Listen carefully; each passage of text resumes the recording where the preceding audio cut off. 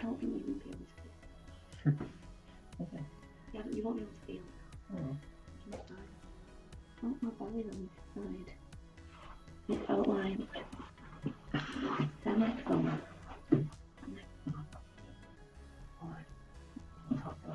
Okay. I'll contact you in a minute.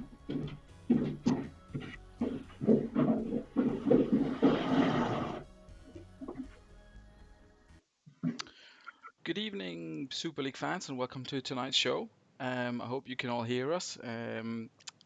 Only a slight technical issue this evening, but I think that we have everyone here. So with me tonight, I have the Bolton manager, Ryan.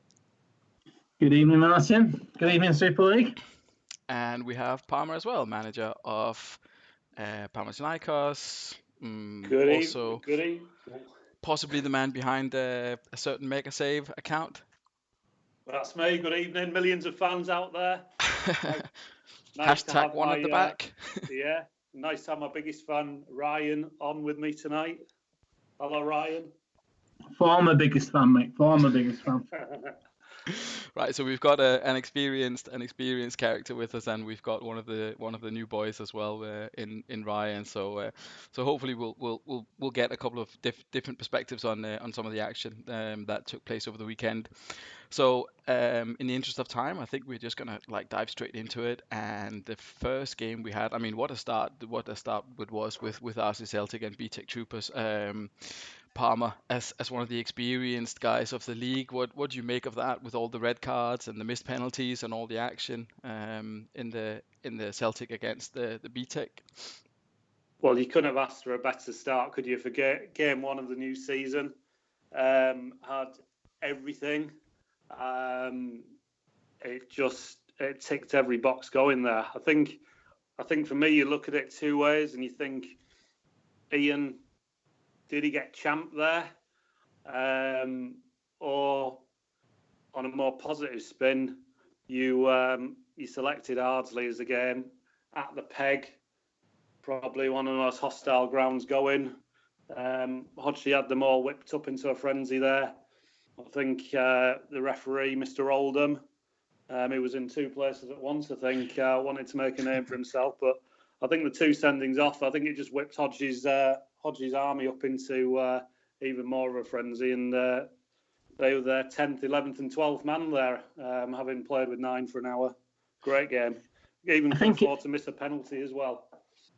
I think if you're Ian, you're absolutely fuming, though, with how his team, because he must have been licking his lips when after the Lewison sending off, and then again after the Terry sending off, thinking, you mean I've got this here? So for his team not to step up, I mean, with the stats are just up on the screen there. You say you may got champed. I definitely don't think that was the case. I mean, 17 shots from Ardsley, 14 on target. I think if you're Ian, if you're the VTech boss, you've got to be absolutely gutted in how your team have played. I mean, because on paper, Ardsley have got to be one of, if not the strongest team in the league. Now that doesn't always count for much when you've got Hodgie managing you, but yeah, you've got to say that they were there for the taking, Ardsley, and. Yeah, you would have thought. I mean, certainly with the two red cards. I mean, I've brought up the BTEC, the player stats here. I mean, Jaap Stam getting a 4. Is that when was the last time any of you saw Jaap Stam getting a 4? I don't recall that happening. I can't remember that, and I think in answer to Ryan there, I think I mean, he looked an absolute. I saw his video from Malta the other night. He looked absolutely. Devastated there. I think he was in shock. He didn't know what had happened to him. I didn't know what was happening. I mean, that squad he's got there has just got talent throughout. One of the big pre-season favourites. And well, if I was him, I'd say I was getting champed. You know, that I can't think I've ever lost to 9 men before. That was no. It was not 9 men for an hour. I see what you mean. It was a strange start. Yeah, I see what you mean. Maybe not champed in the traditional way of losing to a team with 1 shot on target, but losing against all the odds and all the probability and all common sense. Definitely, in that respect, it was definitely a champing. And they weren't even, if you look at the stats of the Ardsley boys, they weren't even. I mean, they were good, but there's lots of 7 and 8s. I mean, and still 4 goals. It's And a missed penalty, yeah. I mean, Zauri's had a good game there. He's had a 10. I mean, Paddy has only had a 7. And you're thinking to yourself, he's there marshalling a midfield with only 9 of them there. I'm quite surprised that he scored as little as 7. True. He's a 7 for Vieira's maybe like a 9 for someone else. Vieira's playing for Ardsley, of course, isn't he, in the lottery? Yeah. My bad. Yeah. I mean, Patrick Vieira playing a 7 might be similar to Luciano Zeri playing a 10, though. It's it's a different level of player, isn't it? Yeah, and it's also how much involvement they actually get. I mean, how many times they see the ball. If no one's running at them, you see Milevski's making 4 tackles out of 4. If no one's running at Vieira, then he can't make the tackles. You can't give him a particular high score. But something that maybe some of the other managers of the league want to have a look at is getting strikers that gets their shots on target. Because if you see Tristan, I know he missed a penalty, but 8 shots and 8 on target. That's also that's a kind of return that you'd be hoping for, really. And the two goals there as well, that's the all important one, isn't it? Yeah.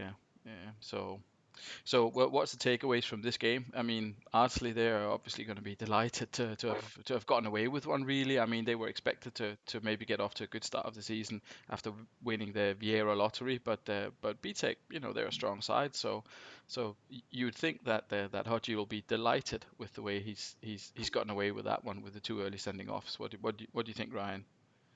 I think Hodge will be over the moon, really. Obviously, he'll have seen the red cards and feared the worst, especially because he's up against BTEC, who, on paper, are not a bad outfit at all. So, especially after the second red card, he'd have been fearing the worst. And then to come away with not only a victory, a convincing victory, he'll be over the moon. But, I mean, yeah, I think looking ahead to the season with Hodge, I think that on paper, he's got the most amount of pressure on himself as a manager because he's got the strongest team there.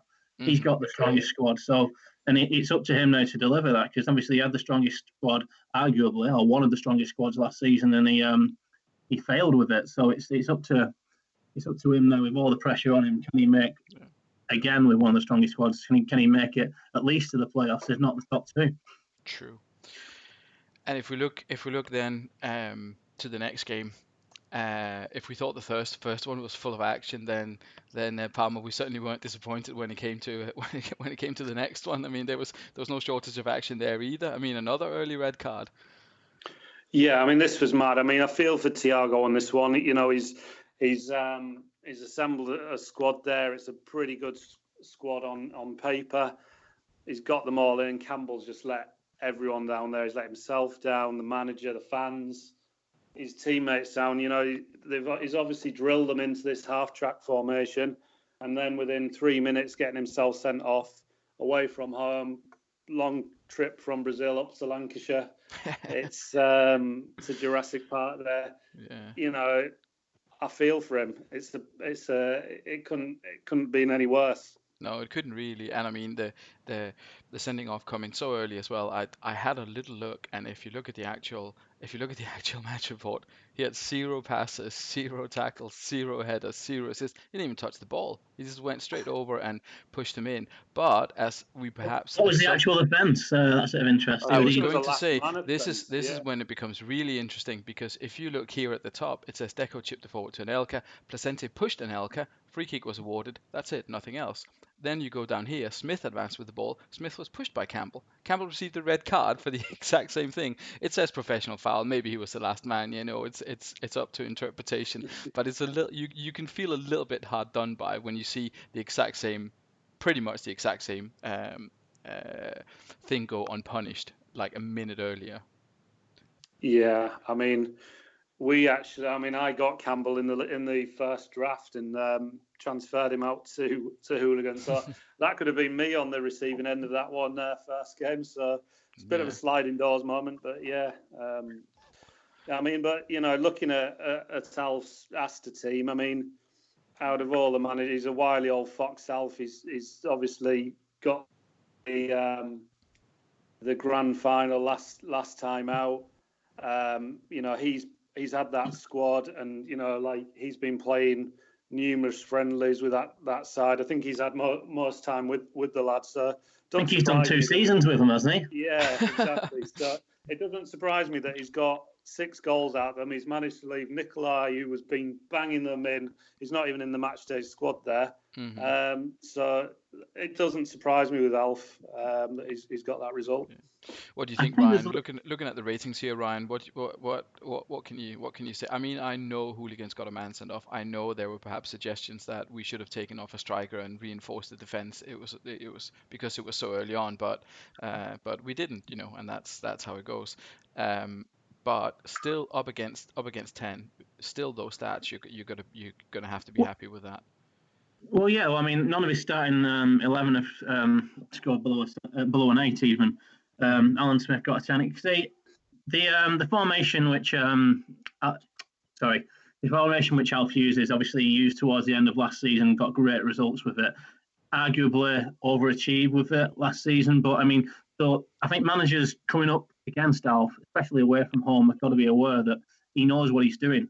And especially, I think he's probably got a stronger squad now than he did at the end of last season when he made the final. So I think if I was Thiago going away from home, especially now we've got the bigger capacity stadiums, it's going to be harder to win away from home. I'd probably err on the side of caution a little bit. And I know that's not Thiago's style. Yeah, I mean, it is harsh. 6-1 is harsh, especially with the man sent off. But I think you've got to err on the side of caution playing away from home against Alf. I definitely won't be going gung ho against him. So I think so. I mean, if Alf can get Hakan Mills, Bosco Balaban, and Abel Xavier into the grand final, then what can he do with this lot? If you give him Zanetti and Nesta and and Emerson instead, then maybe he can. I mean, it's a stronger squad. It's a tactic that definitely works. Alf does his homework. I mean, getting 2 goals out of Alan Smith. I've probably played the whole season and gotten 2 goals out of Alan Smith. So well done to him. And a shame for Thiago, but I'm sure he'll bounce back. He should maybe consider having a look at the tactic, though. I think Jamie and I spoke about that on the actual show, that he didn't have the best of results with that tactic and finished 3rd bottom at the end of last season. I know the squad is stronger, but maybe a couple of tweaks or 2 could be in place. I don't know if you can see, but next up we've got Bolton Phoenix against the Somerset Sloths. Yeah. Just before we go on to that, again, that's why I mentioned that basically, you look at, I think Ronaldinho for Thiago scored a 7, did he? In that game, I definitely didn't get more than a 7. 6. Ronaldinho 6 actually, and then and that was probably one of the biggest transfers. Some of actually Thiago letting Veron go for Ronaldinho, which, to be honest, I was over the moon with that transfer, and a few people called it out as a kind of a strange move on my part, which I was. For me, I played the game for many years, and I thought, I mean, especially seasons 1 to 4, Veron's fast apart from Ronaldinho. So, I'll be honest, I'm over the moon with that transfer, and then you move on to my game after having a quiet first half, and then Veron takes over and gets the victory. Yeah, well, there's definitely a clear difference between the performances of Ronaldinho and Veron in those 2 games there. So the first half was a little bit quiet. What did you make of it? This was your first game in charge, your first game in the Super League, and the first half, to be fair, was not the best football that we've seen in many years. I'm under no illusions that wasn't great. But yeah, as I said, it was one half of football, and I think there was a lot of judgment made, especially by Jamie and yourself, really, about what they expected. I'll be honest, I can't believe the amount of aggro that Robbie Fowler was getting, to be honest, because he's a good player on the game. He might not have been one of the marquee picks, but he's a good player on the game. I just wanted to try something a little bit different. I must admit, I did kind of look at my opponent in Somerset. Obviously, Rob was new to the game as well, but I kind of saw from some of his transfer dealings that he may not be kind of, I don't know, maybe the most tactically adept. I mean, obviously, I think you mentioned in the broadcast, but he was the one who released Dead Air. He's the one who kind of sold me Gary Neville for Mads Jorgensen. And I mean, there's no kind of comparison there. I think he let Raoul go for Basturk. I mean, that Sunday morning, I think you remember on transfer deadline day where I kind of submitted my squad then. Yeah. And Rob kind of came to life and was like, "Do you want to transfer these?" And I was like, "Yes." Hang fire a minute, Martin. I have some few deals done here. So yeah, yeah. I went for something a little bit different. It didn't really work in the first half. I expected Thierry Henry to come on at half time, but the chairman forgot about that one, and then I'm quite happy he forgot about it, really, because the team did the business in the second half. Yeah. Mm-hmm. No, it worked out well in the end. I mean, to be fair, I mean, we'll be fair to Sloss, not only because it's my old team, but also because, Rob's might not been he may not have followed the league as closely as some people have, but he did a great interview for the manager's position, and I think he backs it up with his rather sort of out of whatever kind of universe videos he comes up with. So I'm Eccentric's definitely the word, isn't it? I like Rob a lot. Definitely delighted to have him on board, but when I saw the tactic, when he sent through the tactic, obviously I have to be impartial. I can't say you can't play that tactic, because of course you can. You can also lose, which I kind of knew. I was surprised, to be honest, that his team lasted as until the second half with that formation, because it's not. I mean, you can't not play with defensive midfielders in the Super League. You can, but you're gonna get the results. I mean, and we've got a defensive midfield expert on the program tonight. What do you think, Palmer? Can you win a game without a defensive midfielder in the Super League? I think it's the most important position in the game. You look at the successful teams, and whether or not it's Hoddesdon with one of them. Timmy, as Jamie alluded to, was revolutionise it with three of them. I've obviously got five in there when I play one at the back. But my take on the game was, I think Jamie and the chairman were a little bit harsh at half time on both teams. I think it was two teams finding their feet in Super League, two brand new managers, not going gung ho. But I think Ryan's team just had a bit of class in the end. I did like your formation that you put out there, Ryan, with the two wide men. It was something a little different with I think it was Raul and Figo on both wings.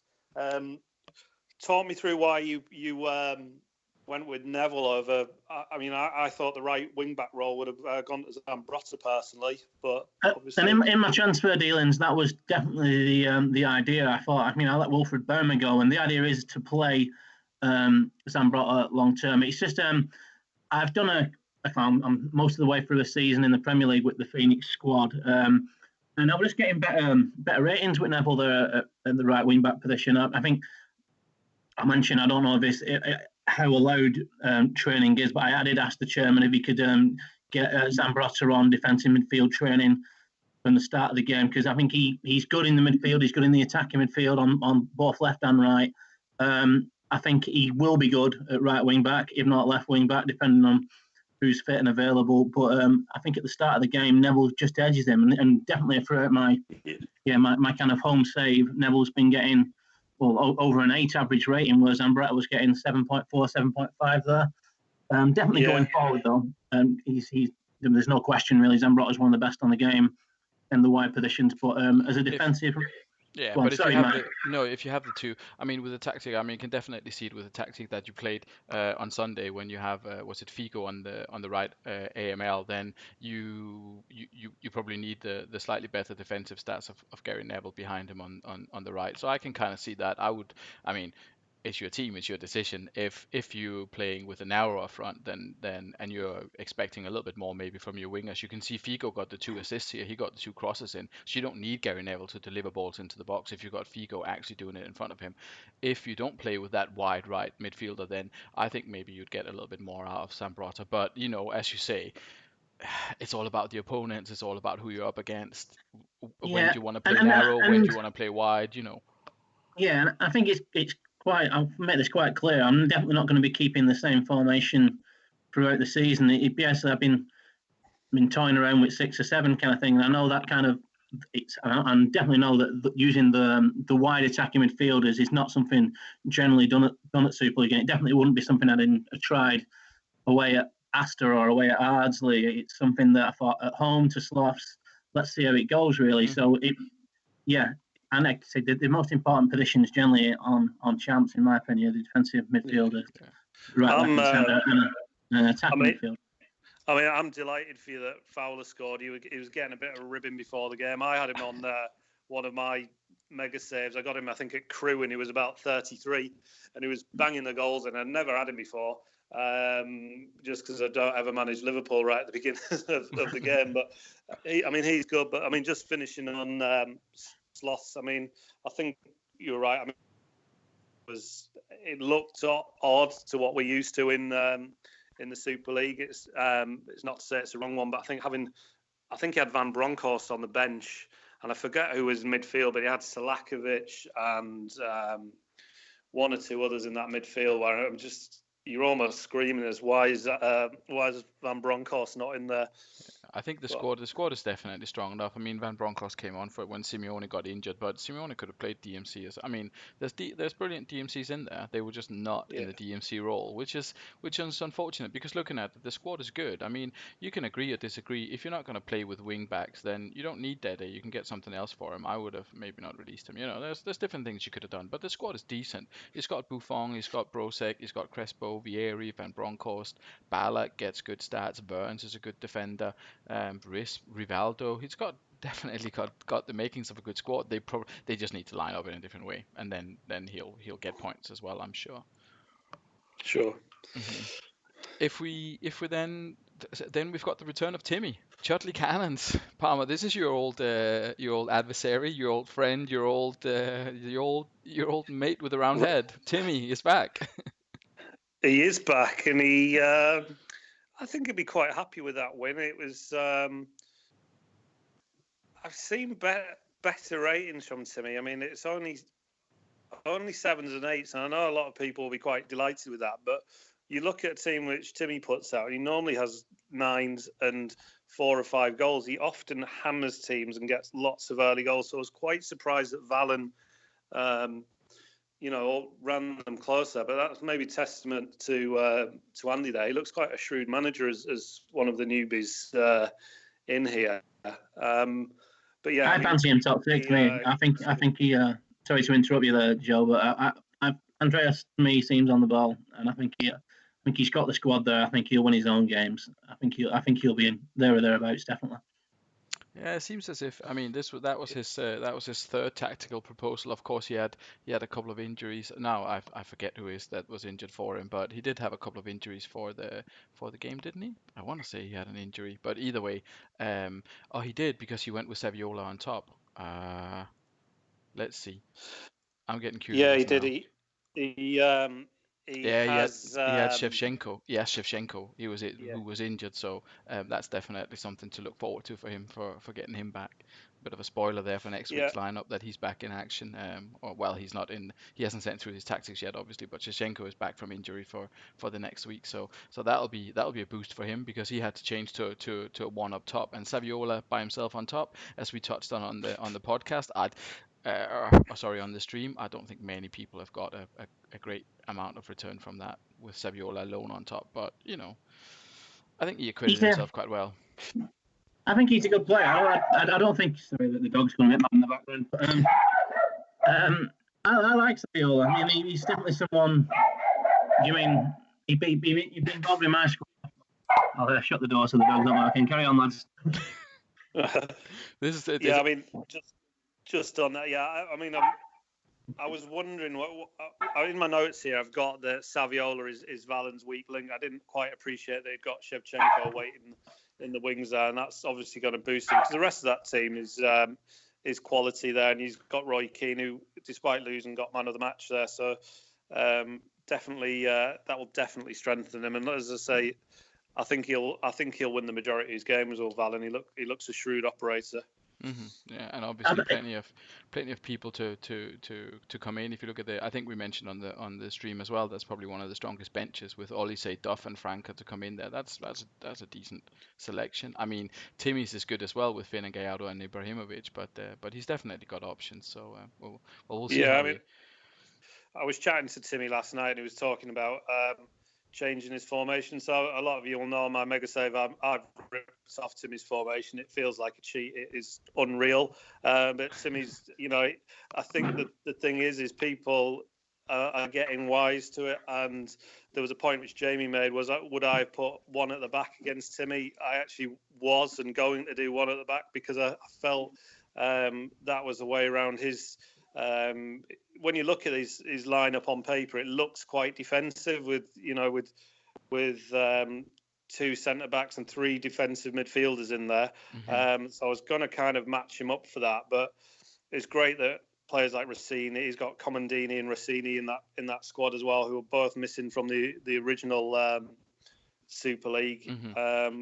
He's got a quality squad there, and I know he's been tinkering on something. I think when we see him against, I think it's Swindon next game, I'm sure there'll be something new out there to look forward to. Yeah. So good result for Chutley there, but Valen did not do too badly, and they'll have much easier games this season, I'm sure. Well, that's not a reference. That's not a reference to his next game in particular, right? Just in case you were wondering. but I think he'll have slightly easier games there. So interesting to see if he gets some good ratings out of Van Bommel, because he's always been brilliant on my home saves. I know, but he struggled a bit last season. I think he was with Monologue last season. Yeah, I mean, I think we'll get to Dragons now, but I think a lot of the players in the Dragons team were maybe having a bit of a downer last season, but we'll see what happened this season, obviously. Ryan, what do you make of this anyway with Jamie's team's performance here? They got a little bit. Did they get champed? I'm not sure. Could you say that if the opponent scores 4 on 5 shots, that is a little bit of a I know it's not a traditional champing, but I would still feel a little bit aggrieved if it happened to me, to be honest. Well, it's definitely not a 4-0, is it? It's a close game. You could say with the 5 shots on target, Churchtown might have edged it. Maybe get a 1-0 or a 2-1. Definitely not a 4-0. I think Jamie could be well, I think we could tell on the stream he was a bit gutted. I'm amazed Carini got a 6. I think that's been mentioned as well. I think on paper he's got a strong team there. I think, but so's Kieran. So yeah, I think that was a real bit of a humdinger of a game, and Kieran will be over the moon with that. I think you're right. I don't know if champion's the right term, but it's definitely not a 4-0, and I think Jamie's a little bit unlucky. Yeah, I'm completely the opposite there, Ryan. For me, weird as it sounds, as bad as Jamie's been there, I'd say Kieran's almost had manager of the week there. And you look at the ratings, every player for player, he's 2 or 3 better every single player. He's been absolutely clinical there. Yeah, he's had 6 shots, 5 on target. He scored 4 goals, but player for player, just looking across, it's 8 versus 6 or 8 versus 5 every single player. Jamie's team has just not. And it was similar last season under Moore. I don't know what it sounds a bit of a criticism, but he got nothing out of Kieran Dyer. He got nothing out of Riquelme. Got nothing out of Van Nistelrooy this year. And, after one game, he's killed Ed. I've never seen Hassan Ndiaye or whatever he's called get a 5. You got Kaladze got a 5. I think questions have got to be asked there. We're one game in. Yeah, it's away from home, but for me, he's had a mare, and I think Kieran's put him to the sword there. I think there's no denying he's had a mare. It's just is how much of that can be pinned on him, and how much kind of is basically his team had the shots, it just didn't go in. So you got to wonder if Montella or Viduka, interesting to see who had those shots, and if they'd have gone on target and into the net, then those 5s and 6s turned into 7 and 8s, and all of a sudden we've got a game on our hands. But that never happened. I mean, we spoke about it a little bit on the stream on Sunday night. I mean, we looked at the headers for Viduka and Montella. I mean, they had 3 headers and they won 1 of them each. Montella had 3 shots, none of them on target. Viduka had nothing at all. So if you don't have that, because I think there's a little bit of a gap in the way. I mean, Roy Keane, is he an attacking AMC? I'm not 100% sure. Robbie Keane. Yeah, but there's a gap there. You've got those 3 good DMCs. He's a Leeds United attacking midfielder. That's what he is. He's nothing more than that. If you can't get the ball from the 3 defensive midfielders up to the 2 strikers, if Robbie Keane is your kind of the glue that's meant to hold that together and get those balls up to them, then I don't know. Maybe it's just instructions. It's a difficult game. Churchtown are good. They played really, really well. They have a good strong formation. Jens Jeremy's Edgar Davids, Coco on the flank, Esteberia on the other one. I mean, it's a difficult place to come and to get something, but to have such a poor return from your strikers, he can't be happy with that. I don't think. No, I mean, Jamie, for me, I mean, last season, in the previous iteration, every time we got football monologue on, I always thought this is going to be the week that he wins. This is going to be where he goes on a 4 or 5 game winning streak because he has the team. Mhm. And even looking at it there, those DMCs, he's got Kaladze, Ndai, Tomasi, he's got Viduka and Montella. I think Montella was just a bad version in the last. In the last version, he's got Giggs, he's got Rustico at the back, who obviously I had last year was averaging an 8. He's got a fantastic team there, and I think when his next game is at home, I want to say this was a free hit is away from. I think all 7 away teams lost there. I think he's got to get something out of this next home game with that team. Otherwise, I think it could be another mono-esque campaign for him. Yeah. Well. Definitely not Dragons, anyway. Yeah, well, we'll see. And then a bit of controversy in our next game, maybe for Hoddesdon Hornets and Swindon Devils. What do you see? And I'm not surprisingly not talking about the away colours of Swindon Devils. There were a few comments around the Hoddesdon tactics there. Well, I was quite vocal about it on the actual YouTube stream. I spotted it right away, kind of thing. And I'll be honest, about 2 or 3 years ago, when you think that you go on the Champman or 102 website, I think most of us at some point have been on that site and had a look at the different things. And when you start downloading tactics and when you start messing around with the WebWeb, it takes all the fun out of the game. Mm-hmm. You can put a youth team out and win the Premier League or win Serie A. So I think it's a bit pointless. So I don't know. I feel it's very, very harsh on Fifey there. I think to be honest, I think that's a bit of a nothing game, really, because you've got one team who's sticking to the rules and one team who didn't read the rules. And then not only did he not read the rules, he's not read the rules, and then he's been playing which we all kind of agreed was a cheat tactic. Now, I know it's kind of what was said. He's not done much, but all 11 players had big circle in, so he's done something to all 11 players.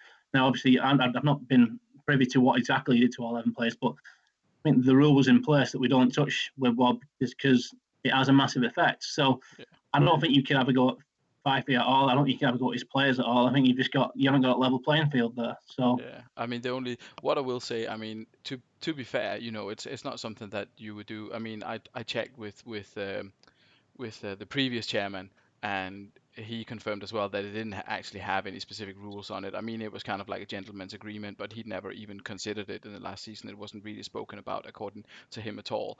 I checked Craig's tactic. I checked his tactic. I checked the with and without ball screens for everyone, and the changes that he has actually made are so small that I didn't even notice it. I didn't even notice that he had those circles around the players when I was actually checking the tactics, because I go in and see whether someone has made any kind of like big changes that deviates from the norm, just to make sure that there isn't anything untoward or whatever.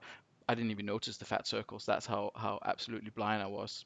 It looked similar to me. I've gone in and checked it afterwards, and basically what has happened, I mean, I'm not going to I can put up the screenshots. I have his tactics if anyone would ever question it. But what he's basically done is move the players, I would say maybe like not even a quarter of an inch forward in the attacking with ball scenarios, to move the midfielders from the central line a little bit forward in front of the center line, and I think the attackers a little bit forward as well. It's something that he's tinkered with himself.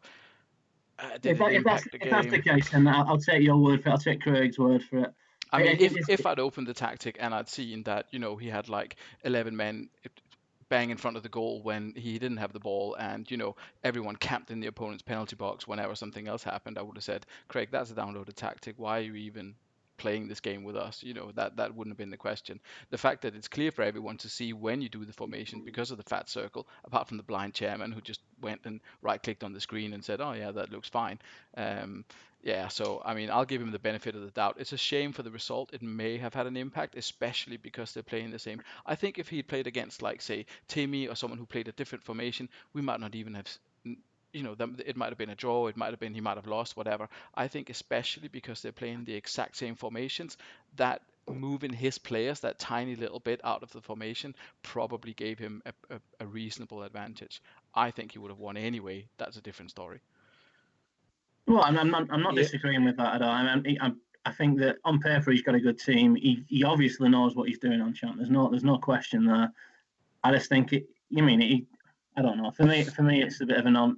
I don't think you can judge it. As I said, I just think it's whether it's a little bit or a lot. It was. I think I sent you a halftime instruction for if one of my players got off, and then I got a little bit of a rant off you pre-season. At least I actually read that rant and basically apologised and said blah, blah, and sent in. Yeah, that's the thing. That is the problem, of course, of chair as maybe for Parma and for the people who've been in the league before that. What Boise also told me as the advice. You know what I mean? It's you can only promise so much, yeah, and you will make 10 times the amount of mistakes. If you guys, 14 guys, make 3 mistakes between you, that no one's really going to pick up on that, or it's not going to be seen. If I make 3 mistakes, it's going to impact all 14 of you. Yeah, so I have to take that on me as well. So I would love to be able to. There's absolutely no kind of nothing against you, Martin. No. At all. You've done a fantastic job so far, and how long may it continue? Yeah. I mean, I would have been happy if we had the facility to just make it a 0-0 draw and then move on, but we don't, and then we'll see. Craig's apologized. He didn't see it. I'll take his word for it. He knew the screen. He knew the screen would be up on screen, so why would he? It's quite clear to see that he's changed those instructions, so it's all good. Anyway, rather than dwelling too much on the result, I'll just say that I'm a big fan of Swindon Devils away kit. However, you cannot see the text when the game is playing when it's flashed. It's a shocker. I think it's a beautiful combination, but it's perhaps not the best for broadcast. But it's too late now. That's he's stuck with that until the next restart, unfortunately. Yeah, just on Swindon before we move on. I mean, for me, I met up with Fifey. We buried the hatchet for all our previous misdemeanors, and he actually shared with me what he was going to do. And I don't want to sound like I'm picking on him, and this whole wibwob thing, I have no idea what that is. I only stopped playing 4-4-2 about a year ago. Obviously know that man marking the keeper. I've tried that. I can see what the results are. I don't know if wibwob is in similar to man marking the keeper and cheating, but obviously Hodds has been up there and every single season has he done that. But when Fifey told me he knew what Hodds were going to do, he's always 4-1-3-2, and he'd said he was going to more or less front him up, go the same. I was a little bit disappointed in that because to me, it's an away game. It was a bit of a free hit, and I've just felt like he's trying to. He's just trying to counter what Hodds are doing rather than come up with something new for himself. And just looking at his team, Cambiasso in there. I mean, he got in the marquee player draw. He's not a marquee player. He didn't get drafted into Fifey's squad at the beginning, but lo and behold, he's in there. And he looks like he's building the team almost round him. So, I think Fife is a bit of the Kevin Keegan of this league. He, don't get me wrong, he can score goals and he will score with Tomadera and Cliver up there, Huntelaar and Zay Roberto providing them. He will score lots of goals, but his problem, and whether or not that's Wibwob or not with 5 goals there, Fifey cannot play a game without letting 2, 3, 4 in, and that's going to be his problem this year. Unless he sorts out this formation, I mean, I've just seen Danny Mills in there. I can't believe you actually. Yeah, I was just about to say we've got 335 legends and Danny Mills in here. I think Fife is just a little bit too loyal to play. There's players in there. Say Cambiasso was one. I think Mark Goodlad got put in the draw. I got drafted him, but he was another one of he was a Fifey pick. There's players and that. I think Fifey, he's got a good 11 there, but I think he could just tinker around and be a little bit more creative with his formations. Yeah. Stop the goals going in.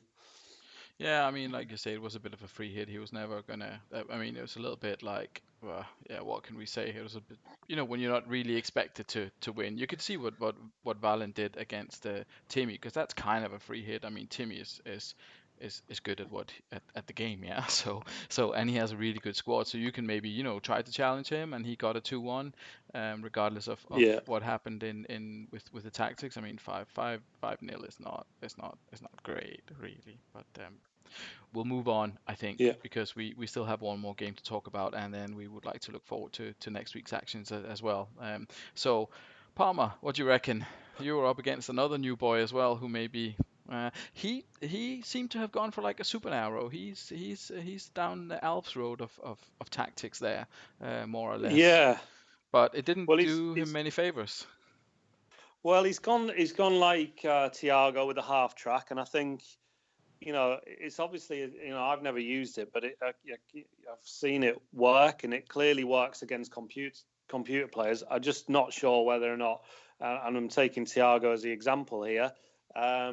It's not been that successful in Super League, and I think it's because we all play formations which necessarily the computer doesn't. So, looking at Midlothian, I think you look at their centre backs, embarrassment of riches. With they had Hoffland out, didn't they? But they've got Rocky Junior, Klompy, Montero. I think they've got Novotny as well. My worry for them is that they've just, and I've said it to him, and it's what he got a little bit upset about, I think, is he's set his stall out to play narrow for all this season. He's got, if you look at his squad, he's got no fullbacks whatsoever in there. So, I think when you play Midlothian, really that if you get some wide players out there, he's not really got any fullbacks or wingbacks to cope with that. So, obviously the formation that I put out, which I went with one at the back because it gives me my Salihamidzic and George Artos bombing forward. I knew that there'd be no one down those flanks to stop that, and ultimately it came off. But I'm pleased with that. I think Jamie said that I'd used it a couple of times before, and I didn't really use it against the big. I think that was about the fifth time I've brought one at the back out, and I bring it out in sporadically. So when it's I like to chop and change it. But yeah, that was the reason. I was going to use it against Timmy, just as I mentioned before, down to because I knew how he would line up as well. But yeah, I knew they were going to be a narrower team, so I think that's why I put my wing backs in there. Yeah, I mean it definitely worked, and I mean I know I have a go at it, but that's mainly because I lost to it last year. So that's whether it's got any actual credibility, I'm not that worried about it. It's more the embarrassment of me losing to it. That kind of got me last season. Well, you call it. I mean, you mentioned if you call it a joke tactic. I think Jamie doesn't like it. He said to Boise last year he didn't like it. He thought it was very defensive. And it is, although there's only one at the back and Boise was laughing, I don't let many goals in with that formation. Sod's law, I'll let ship a ton next time it comes out. But I think I've played it maybe 5 times now. I think I've got 4 wins and a draw out. I'm not sure if I've lost with it yet. I mean, I played it against SLF late on last season when we were vying for the playoffs. And is that the notorious cut broadcast where you dominated the second half? When I battered him, and I think Gattuso got a couple. It was 4 or 5-2, I think. But yeah, I mean, the other thing, pleasing from my point of view is, on Fifey's blog, I was getting lambasted about, everyone was saying I was going to finish bottom or struggle, and you know what, I find it very hard to win away. I think last season I had, despite finishing 7th, I think I had either the top or second best home record. I can't get this mob to win away. But for me, we're not challenging on 4 fronts here. We're not playing in Europe and 3 cup competitions. We're playing in, the Aussie Super League or whatever you want to call it. We play 1 game a week. I don't need a squad of 24. The likes of Eddie Pope and Marvin Andrews, they got drafted into me. Lo and behold, nobody showed any interest with them. They're in my squad still, as is Bizzari and Paul Robinson. None of these players are going to get a game. I've probably got 7 or 8 players that pick themselves. I've got a spine with Dida, Cannavaro, Ambrosini, Nedved, Nikiforenko, Ebby Sand. They're going to play more or less every week, along with Salihamidzic and George Artas. I'll probably use 15 players, and it's about that, that 11 which go out there, not looking at, all the shite that you've got lingering in the squad, because ultimately you don't need them, or I don't need them. It's only really when you get to if you are, if you finish 5th and 6th, I think it is, and you have to play like a variety of like half and quarter and whatever finals, then I think you can maybe run into some fitness issues. But apart from that, you're absolutely right. You don't need 24 players. I mean, I said 24. That was the new restriction for this season, just to make it not like a complete chaos with too many players as well. So, but no, you've done well, Ryan. What do you think, Ryan? Would you consider going one at the back? I mean, there's so much talk about in let's call it the real world, about manager innovation and 2 at the. I mean, we see 2 at the back now. Like Man City and clubs like that just play with Otamendi and just Stones at the back, and then everyone else is kind of messing about forward. Could you see Bolton, Phoenix? Maybe you've got a tough game coming up next, but maybe later on, could you see yourself trying a one at the back? Well, I've used it on my home save kind of thing. It's definitely something worth trying. I'll be honest, it's especially for me really, because I've no defenders. I've got my defensive line, Stefan Hornshaw and Igor Tudor, neither of which I'm over the moon with. So it's definitely. To be honest, I'm the fewer defenders, the better for me. I think you should have come in for Marvin Andrews, mate. I've got Ifeanyi Udeze for in a good few years' time when he comes good, but until then, I'm stuck with the Liverpool reserve. I think you deserve a bit of kudos for how you put them together, because I mean, definitely in the draft you didn't get the strongest squad there, but you as you just said there, it's the 11 that counts, and you've done all right. On paper, that's not a bad first 11. Yeah, I think I was one of the people who kind of made the assumption in the blog that you'd be struggling, but looking at that starting 11, maybe I kind of see that I might not have been on the money with that one. Well, with one game, anything can happen. I would say that. I would follow up on what you said about Midlothian, though. I mean, they do seem very defence heavy.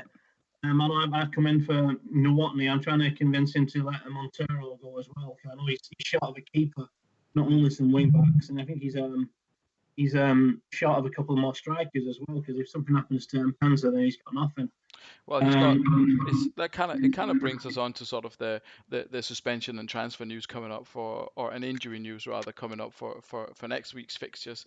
So if we start with Midlothian, now that we're already on the topic, they've still got Hovland and Kessman out. So that's obviously Kessman. I don't know. Do you rate him? Is that something that? I rate him seasons 3 and 4. I don't think I rate him seasons 1 and 2. That's the issue, I think. So I think he's class on the game. I just don't think he's there at the start. Similar to Ronaldinho in a way. I think he's obviously one of the best on the game, but he's not one of the best on the game first couple of seasons. Yeah, and they're obviously taking on Churchtown at home, so that's a tricky one. I mean, they lost 3-0 to Palm. Or was it 3-1 or 3-0? They lost here. 3-1. They lost to Panathinaikos on Sunday. What do you see Midlothian get out of this one? And Hovland and Kessman, I can reveal, are still going to be out injured, so they won't be back. So that's a defender or a defensive player and a potential partner for Impensa that are still going to be out. So what do you think? Do you rate his chances against Churchtown, Ryan? I think home advantage means a lot. Churchtown are a class outfit, though. I think score draw is probably the best he can hope for. I mean, anything can happen in the Super League, but I would, I'd go score draw if I was putting some money down on that one. You see, I think he'll be tough to beat at home, but he's not going to score enough. And he's got the kind of hangover of Boise's Haller team, really. He's got Gran and Impenza, and I think he's got Neil Scally in there, which means obviously those 3 must be legends in Scotland, kind of thing. But I just don't think there's enough firepower in that squad.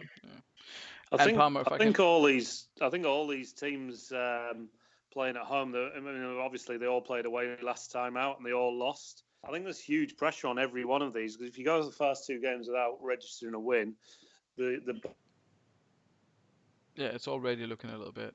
obviously they've had a home game and an away game, but it quite easy then go three away games on the spin after this, and you could suddenly be looking up the league table being cut completely adrift. It's not necessarily for the new boys. It's not just home away. You can go several games without getting a home game. Yeah. I was complaining about it last year. I mean, although I don't know why I was complaining about not getting any home games, because I lost them all. But or I think I lost 11 out of 13 or something. But I think I took over and I had a string of like 3 away games anyway. But while you're on Sol Campbell, and your dealings with him, Sol Campbell's out for 6 months with a broken ankle.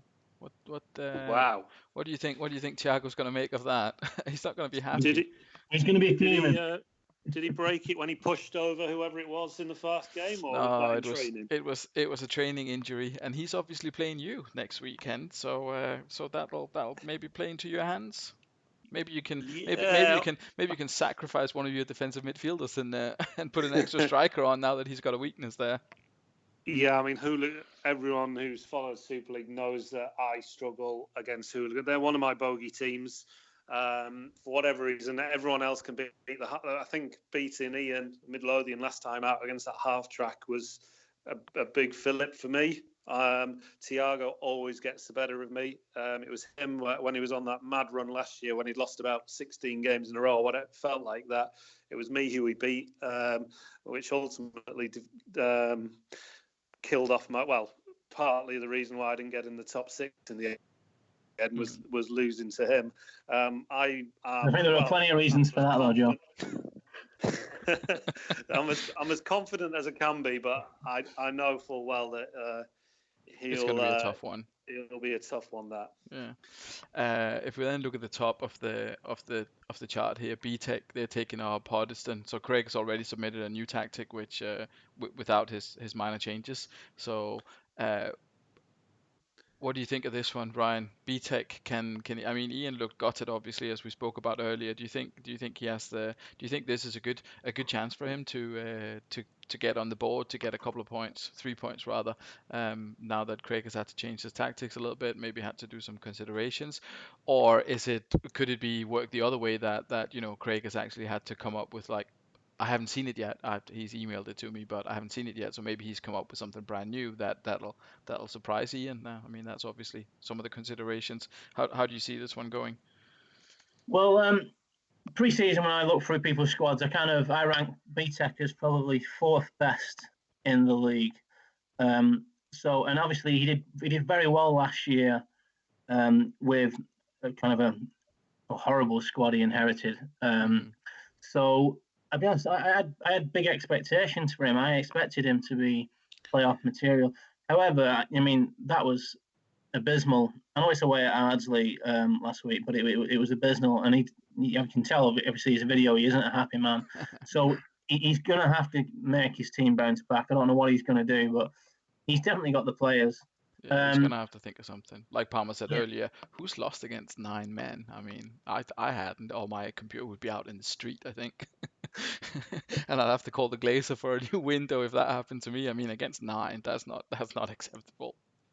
Yeah, Hodds is solid. I think he'll be obviously, he's going to be tough to beat. That's always the thing with Craig. I mean, regardless of the tactic, I don't think he's going to do anything too spectacular with his tactic. It's probably going to be 4-1-3-2, without without the player movement. So yeah, it'll be a close game. I'm not expecting fireworks, to be honest with you, but I think yes, a slight home win. Yeah.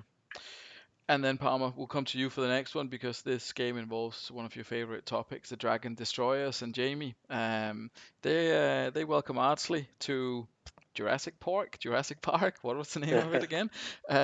Either way. No, that's Alf's ground. Alf's ground is Jurassic Park, isn't it? I'm not so sure. But either way, No, Okay. no, it's Alf didn't specify it, so Alf plays at the Astor Oval. Unless Oh, right. Okay. unless I screwed up the editor, I'm not entirely sure, but it could be. But anyway, big talking point for this one, obviously, it's Arsenal being without the two central defenders. Both Lauritsen and Terry are both going to be suspended for this match. So how do you see that one going? Is that that's got to be an Well, advantage for Jamie, hasn't it? yeah. Well, I think that, I mean, for Ardsley, there's still. I've been looking at their squad. They've still got Kufre and Woodgate's come in there. They can put Milevski in at centre back. So, um, I think Kufre scored a 9, didn't he, after off the bench last week? I mean, yeah. There's absolutely no logic and sense behind this, but I don't know why, and I think it's partly because I always think last season Mono, it's their time to win. They shouldn't win this game. Ardsley won with 9 men against probably one of the best teams in the league or on paper. I think Jamie's going to win there, and there's logic behind it all. I just think he's going to do it and prove me wrong. well, I hope he's going to win anyway. There's nothing better than Hodgie getting beat, is there? Well, that's a bit harsh, but but possibly. Well, maybe we'll have to have someone else on the. It would just be typical champ, wouldn't Yeah. it? You win with 9 men against a strong team, and then you go out and lose to a team that had just been gubbed 4-0, Yeah. scoring 5s across the park. You know, it's champ all over. Yeah. So I mean, I'm going for a Jamie win. It would be. I mean, it would be good. I kind of feel. I mean, he does such a brilliant job coming on and doing the co-commentating with me as he did with Boise last year. And I do feel. I mean, I want him to win. I want a happy guy. You know. I want a happy co-commentator. So, so we'll see. He Maybe only wins when he plays me in the last game of the season, the last 2 years, to make me drop from 6 to 7. That's all he's good for, is Jamie. Right, we'll maybe leave him till the end, so at least he'll keep his spirits up for the first. I can't put him on first in case he loses. We'll see. Anyway, we've got so this is going to be a tricky one. We'll go through them in order. We'll leave yours for last, Ryan. Somerset Sloths against Alf's Astor Athletic. Ryan, how do you think Sloths will come with a new and improved formation and put up a bit of a fight against Alf, or is the granddad army just gonna steamroll everything in its path the first couple of games here until people settle down a bit? I think I'm going to say yes to everything you just said. So I think Brilliant. Rob will come back with a better formation. He's going to be much stronger. He'll have thought about it. He'll have a good team. He's going to put a lot better performance, a lot stronger performance. However, Alf is still going to steamroller him. He's too good at this game. He's top of the league after week 1. I think he's going to be top of the league after weeks 2 and 3 as well. He's got that machine well oiled in there and ticking over. I think it's going to take a big performance to stop him. Yeah. Do you have anything to add to that one, Joe, or is that a fair assessment, do you think? No, I agree again with Ryan there. I just think he's had that squad well, Captain Mannering there, well drilled. I think he'll probably make. I don't think he'll keep the same 11. I think he'll rotate, but I think whatever Rob throws up to him, I think Alf will have too much for him. Yeah. On to Fifey. He obviously had a bit of a tough result here, based on whatever it was. You could say fortunately he's got another kind of free hit, or unfortunately because it's going to be a difficult free hit. He's welcoming Timmy, which, yeah, I don't know, Pamo. How do you see it? Are you expecting Timmy's early goals and 9s and 10s to return, or do you think he's going to keep tinkering? Or Timmy was up late last night tinkering on something. He'll have come up with something, I'm sure. As I say, I think Swindon, even though he has got Super Frankie Costanzo in goal, and he's got who's he got at the back? Has he got Echiog? He's got some good play. I think he's got Taribo West as well. Yeah, he's got Echiog and Taribo at West, I'm sure. Yeah, West. Roberto Carlos. I just think, my view is that I can't remember a game where Swindon haven't conceded at least 2 goals. And the way Timmy operates, if you ever see his own saves and you look at the league tables, he always lets in a lot less than one goal a game. So, Fifey, yes, he can score goals. He can let them in. I can't see Timmy not scoring 2 or 3. and I can't see him conceding more than one or two. So everything points to a Timmy win there. As you know, it sounds like I'm picking on Fifey tonight, but you know, everything the form says about these two. It's a difficult game, and he's got the players. He's got Coco on the left. He's got the wing backs, and I mean, fair enough. Estevarria up against Roberto Carlos if Swindon keep the formation, but Francesco Coco coming down the left, and you've got Danny Mills on the right up against him. That's only going to end one way, isn't it? So, yeah. Coco's a fantastic player. I inquired about him in the transfer thing, but he wasn't for letting him go. Yeah, no, I thought so. Yeah, it's I'm not sure. I'll be honest. I've seen Tim's saves on thing. I wasn't really a huge Super League fan when Tim was left in it, so I'm not too. Yeah, well, I don't know too much about how he was, but from what you team out, I think if he goes defensively at home, he's going to get beat. If he goes for it, and he might get something. I don't think you can be shy in this league. I mean, because everyone's going attacking, everyone wants to win. So I think you've got to be in it really to win it. So if he puts a defensive lineup out and hopes to get a draw at home, then I think he'll no doubt get beat. Whereas he might snatch the win if he goes for it. Yeah, I just want to see something.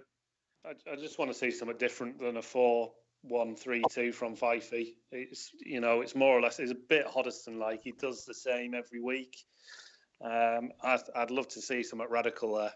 I mean, you can say that maybe Swindon and Hooligans. I mean, Craig's obviously got, we've all got different player instructions, obviously, and I mean, I did not realize the variety that I would see when I'm looking at everyone's tactics. I mean, even the ones that look similar, that use the same formation, are completely different. They've got completely different instructions for all the players. Some play direct attacking, some play short, some play pressing, some don't play pressing, some play offside, don't play. There's no rhyme or reason to it. You can't go out and say, oh, this tactic is definitely the one that's going to win it, because if you look at the two final teams from last year, I mean, chalk and cheese. Did Russell play a single game with a super narrow formation? I'm not sure. And Alf didn't play a single game without a super narrow formation. And they were the two teams in the final, and neither team had what I would say the best squads last season. So you just never know. So I think it's definitely right what you're saying there, Palmer. It's about mixing it up and finding something that works,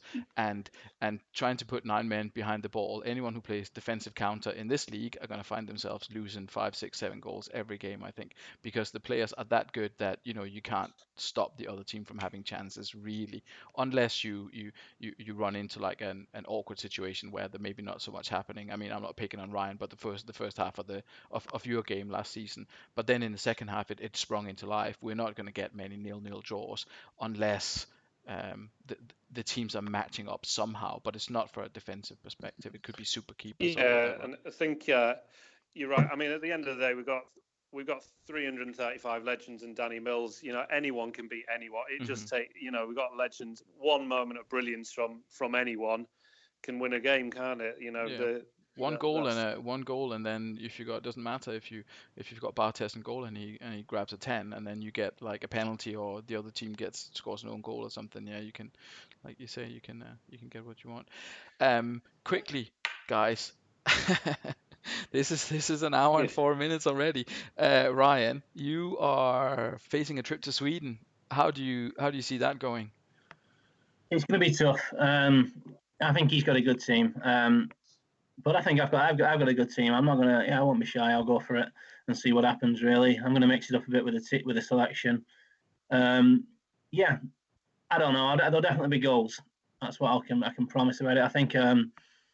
Yeah, I don't know what more I can say. Really, I'm gonna go for it, and hopefully I can score one more than him. I'm looking forward to having a look in Stockholm and. Playing, and giving it a bash. I mean, he's got to. He's got £8-9 a pint, is it, over there? Yeah, something like that. And he's got Shevchenko back from injury, so it's not all good news for you. But no, I mean, I like the optimism. Yeah, how's Alex for Phoenix? Is he back or is he still out? I don't Oh, mind you showing my squad, by the way. It's that's a good. I mean, your squad's not a secret anyway. Yeah, no, you've not got any injuries. Actually, to those managers listening and to you guys, I'll be sending out your weekly update pack after this. I just wanted us to have a chat about it. You know, Sol Campbell's injury and these things. I would like to have that, discussion before I reveal it to everyone. But I'll send out the update packs to everyone after the call, so you can see what kind of injuries and suspensions and stuff you have. But Alex is back for you definitely. So you should be that's good. injury Good free. news. Yeah, that's good news. So what do you think for yourself? Are you gonna sit on the fence? Are you gonna say a score No, draw? Are you gonna grab a smash and there'll be grab? there'll be goals. I might go behind, but I'll win the game. Might be 3-2, what 2-1, something like that. But yeah, I'm gonna say Veron, maybe Alan Shearer. Never know, might get a goal. He's definitely gonna. I think he might start this week. Yeah, I'll say 3-2 to the Phoenix. Yeah, you'll probably The get Phoenix is rising. You'll probably get 7-4 maybe on that. I don't know, something like that. But I like the optimism, Palmer. What do you think?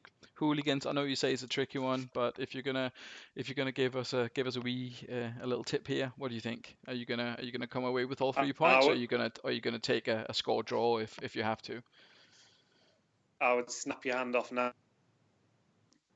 You'd snap my hand off for He's got the better of me every time we played each other. So yeah, I'd take a draw. I think any team that sat on 3 or 4 points after 2 games will be delighted with the start. I think you've obviously got to win there. You've got off the mark. As I say, a lot of pressure on those 7 teams at home. All lost the first game. A lot of expectations. We could be chatting next week, and we could be chatting next week, and everyone's on 3 points. You never know, because I think it's going to make a big difference having the 4,000, 5,000 stadiums of last season versus the 50,000 this year. So, yeah, I think it's going to be a lot harder to win away. Yeah. Right. Any last thoughts, guys? I mean, is there any of these matches that stand out to you? What would you say is the match of the week? If you had to pick one for the neutrals, which one is the one for the neutrals? Which one should they tune in for? Fulham v Phoenix, 100%. I mean, you're going to see free-flowing attacking football from the Phoenix. There's not going to be any messing around, and I think, Andreas will do his best. You probably put 10 behind the ball. He's probably got, that man behind the ball tactic, which no one ever touches. He'll have that on. Well, because you always try to defend the lead in the last 10 minutes and the other team scores anyway. that's why no one uses it. What do you think, Palmer? That'll be the one to watch. One to watch for me. It's Swindon v Chudley. There's going to be goals. Fifey will prove me wrong. Timmy will be cursing me for putting a hex on him, saying he's going to win. Yeah, I'd say Swindon, Chudley. I'll say 4-3 Chudley. Well, that'll be an interesting one. And lastly, if we between us had to decide for a Manager of the Week award for the results on Sunday, who would you give that to? You can vote for yourselves, but I would consider it bad form, to be honest. Kieran for me. 4-0 at home to Jamie. Basically, yeah, everything that he touched went into the back of the net. Yeah, with Kieran or Alf, but I think I'll stick my neck out and say Kieran. And what do you think? Yeah, I said it earlier. Kieran for me is absolutely ruthless. I think Alf's obviously had a good result, but what would have happened had Campbell stayed on the pitch? You can't knock Ardsley for what's happened there, but I just think I can't. There's no way I'm going for Hadji, I tell you that. Yeah, it's one of those freak games. and of course it was of course the joint efforts of Jamie and myself. Not that my reputation as a manager in this league is anything to go by. Who did the tactical changes in response to those sending off? So I would go for Kieran as well. That's an impressive. If it's anything to go by, I'd have made the same changes as well. Being the opposite. They're usually, there will always be a bit of controversy. I mean, we didn't replace a central midfielder for a defender for Campbell in the other game due to the narrowness of the formation or whatever. I think he was already, with one attacking midfielder and one striker, we we can have a discussion about it for a long time, but I think it went okay. I think Kieran is a fair choice. I'm not going to veto that, so I'm going to be happy to go with that. Any last thoughts? Anything else that you want to share with the audience who are eagerly anticipating the insights The from the end. two managers, or to get on with drinking a cup of tea and watching the after Champions League show? Who knows? Just from me, Martin, well done. Thanks for everything, for all your hard work last couple of weeks, and also big thanks to Fifey for the blogs, Ian for the artwork, and obviously Half and Half for sponsoring. Hope they're listening tonight and enjoying this. I was rambling on about a game which is 17 years old, but yeah, that's just a bit of a thanks from me. Ryan, anything you want to add to that? Well, I'll just echo what Joe just said then. Yeah, the work that you guys have done have been fantastic. Nothing short of it. Yeah, nothing's particular to add. Okay. Thank you for everyone to making me feel so welcome in the league. Yeah, and I hope it keeps going from strength to strength. Yeah, the only thing I can add to that is obviously to say thanks to all the old guys. I'm not one of them. I only joined the league about 6 months ago, so thanks to all the old guys for making the new guys feel, if not welcome, then at least to some extent wanted, and long may it continue. Hopefully everyone enjoyed this kind of little midweek thing. We'll try and do it again if we have time and if there's people available. If not, I might just record something very quickly to throw up so you can see the team news, etc. But thanks very much for your time, guys. Anyway, it was a pleasure chatting to you as always, and I hope everyone out there enjoyed it. So with that, I will say, Yep. Yeah, thank you very much. You're more than welcome. Good night, guys. Good night, everyone out there. Good night.